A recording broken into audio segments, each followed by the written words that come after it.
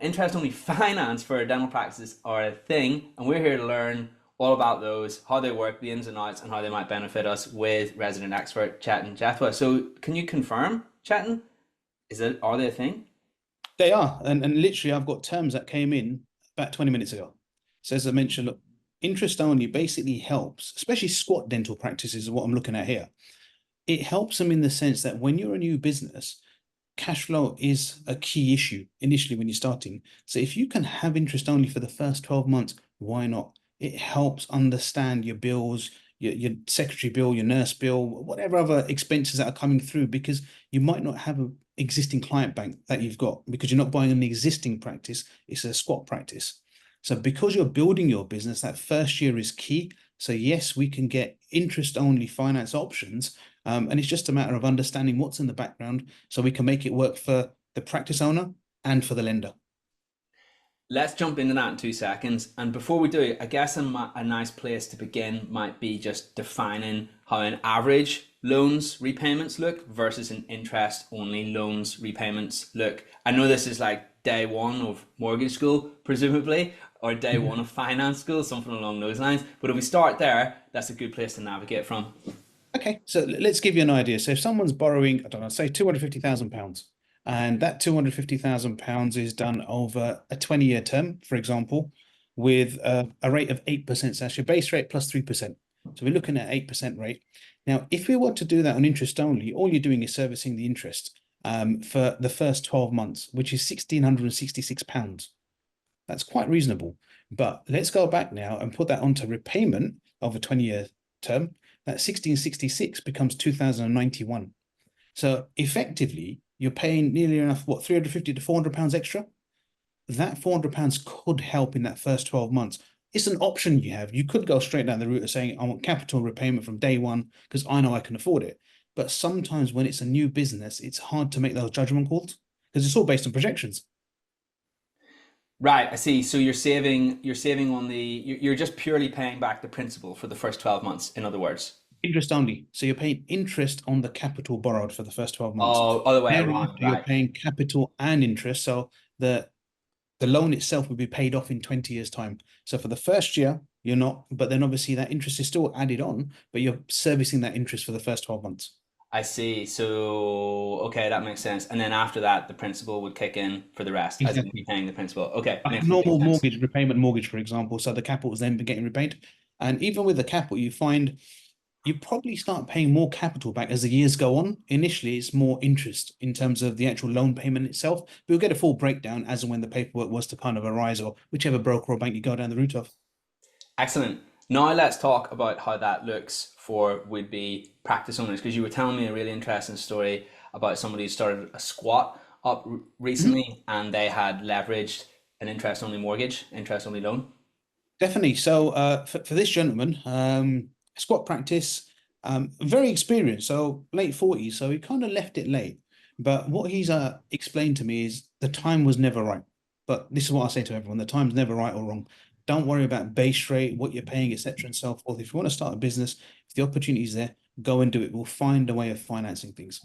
So for him, what we did was we looked at a 15-year term, not a 20-year term, first year interest only. The next 14 years is repayment. But we've also built into the terms no early repayment charges. So when that dental practice, and this is the key word, when that dental practice starts doing well, he can actually pay back more of that loan without any penalties, which is great. Because sometimes you don't want to over forecast because you don't really know what kind of clients you're going to get coming in, patients are going to get coming in, how much money it's going to be making. So that's one reason we're taking it very conservatively with this one in the approach we're taking in terms of borrowing money. He's actually got money in the background, but sometimes it's cheaper to borrow money. And initially, you can generally borrow a little bit more because you don't have that kind of credit footprint with a new limited company. So because of that method, it makes more sense to borrow as much as you can because thereafter it's no longer about projections, it's about your filed accounts. What did you make year one, year two, year three? So let's look at that now, and then we can work out your borrowing and whatever the borrowing is for, whether it's another practice, another building, whatever it might be, they will look at your actual filed accounts. Whereas initially with the squat practices, that's the advantage because there is nothing in the background. We're just purely going with projections. And you were saying to me that that makes an interesting situation where you can have a brand new company get better terms than a company who has some accounts under their belt. Potentially, yeah, because at the end of the day, what Potentially. you're doing with is they're working on the client or the person that's applying for the finance. They're working on their standard kind of credit scores and pre-agreed limits that banks have and so forth. So it's always good to understand the relationship between a client and their bank, whether it's a business bank account, personal bank account, what kind of lending they might have personally, just that whole relationship. And then you work from that, and then you work out, okay, fine, what kind of lending can we get for this client based on this? But then if you were to look at the opposite side of that, and now the business has been practicing for 3 years, it's got all those accounts, or got been trading for 5 years, got the accounts, but because the projections were a lot higher, so say your projection for year one was £500,000, but in actual fairness, you only made £400,000, and your profits went down by 20% as well. So then your borrowing in the future reduces. So sometimes it makes more sense borrowing as much as you can in the beginning, especially if you don't have to pay anything back in terms of the capital element for the first 12 months. You're still servicing the interest, but what it does give you is the options of not worrying about your finances as much and gives you time to build that practice. And once you build your practice, whether it's your patient bank, etc., and so forth, that's what's going to keep that money coming through. Well, we've got to remember as well, in the very first year of lots of businesses, a lot of us just don't know what the hell we're doing either, right? So You're it's playing the fiddle to cost of everything, aren't you? ignorance. What's Yeah, and that, the right? thing is, you're going to be playing fiddle to everything. So you're going to be your accountant, you're going to be your bookkeeper, you might be your secretary because you're working out of hours. So there's so many things that you're trying to wear hats for. Whereas the last thing you want to worry about is finance. So if that financial burden is reduced, it's going to give you that much more focus to focus on the practice itself. Well, and yes, and it just gives you a little bit of wiggle room to figure this stuff out. You know, you're literally paying. Some people call it the cost of ignorance. It's like a debt, right? What's the biggest thing that's holding us back from making £1 million in our dental practice? The fact that we don't know how, right? So you kind of pay it down, don't you? And it's good to think. You can almost think of it as like an amortization. Really, Yep. is a cool way that someone explained it to me once. And yeah, it's obviously if you've got an amortization on the balance sheet, well, you definitely don't want to have more finance. You don't want you don't want to have interest on top of that, or you want to minimize it as much as possible. I thought that was a cool way of thinking about it.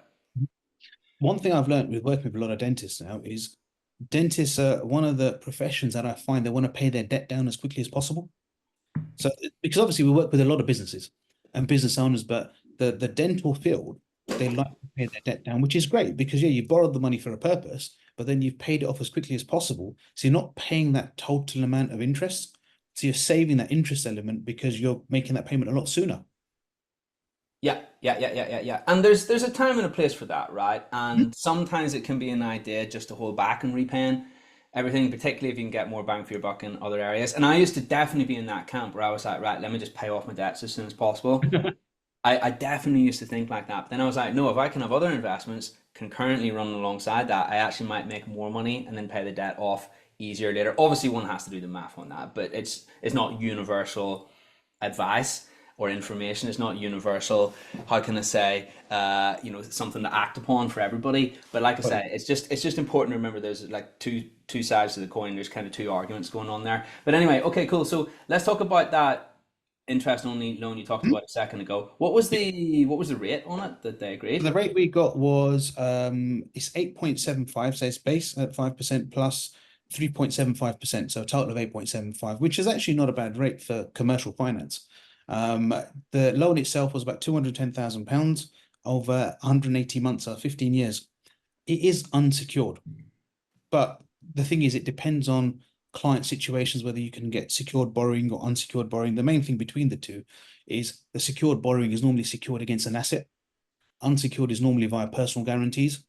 So there are differences between the two, but obviously, dependent on the client situation and background, we'd work it out what's best for them and what's available because lenders will look at you, especially when it's a squat practice, what is there in the background? What other securities are there? Experience, getting a CV in, of really understanding the dentist and then knowledge of the local area.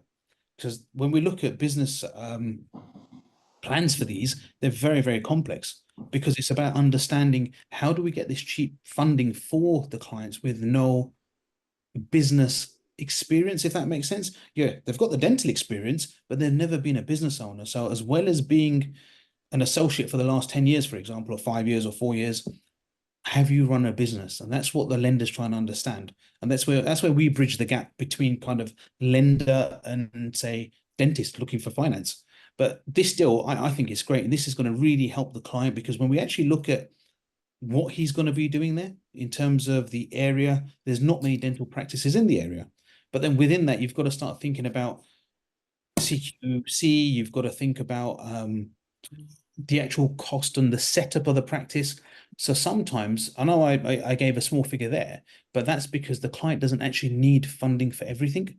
He's got savings in the background and so forth. So he's trying to keep his funding to a minimum where possible. And initially, something to think of is sometimes with squat practices, most of the practice principals are still doing associate work somewhere else. So I don't know if you come across this or not, but you've got to carry on doing your associate work because you've not got a pipeline of new business.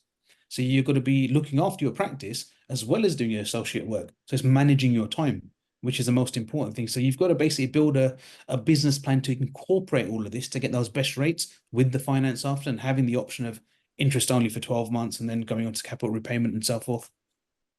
There we are. And how much did they put down by way of deposit in that situation and on the squat? No deposit, How much capital did they have? 100% funding. That was 100% funding. But obviously, there's Oh, certain, as I mentioned, guarantees in place and so forth. It's not secured against anything, but at the same time, there were certain guarantees that the clients had to put down. I see. So if Mhm. it's not, because I believe that's the distinction between a mortgage, a finance, as in a mortgage for a dental practice mortgage versus practice finance, right? Yeah, so you've got practice finance, which can be short term. So your typical likes of Bramer, etc., and so forth. If you want to buy an X-ray machine or chairs or whatever you want to kind of buy short term.